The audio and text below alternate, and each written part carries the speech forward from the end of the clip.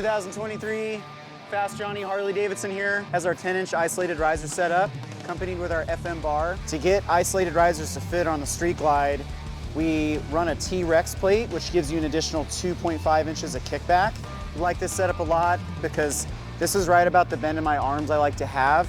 And then of course I have my elbows out, better position, better turning feeling. Our isolated riser system solid mounts the bar, so there isn't all this flex and play down in the base of the tree. The vibration is still reduced and dampened by having the bushings down here in the isolated riser midsection.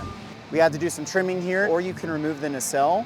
I like to remove the nacelle because then you have access to your adjustments on your forks if you don't have cartridges. We have a lot of options on this. We can take the risers and the bars and we can just adjust them to the moon with these riser legs. So if you have a set of ODIs paired with this, you'll get an extra 2 inches of rise, and then you can change these legs to be 8 inches, 12 inches, and then we even have kickbacks if you need just a little bit more pull back towards you. This is our most popular setup and what we recommend for most riders, but ultimately this is a pretty wicked setup.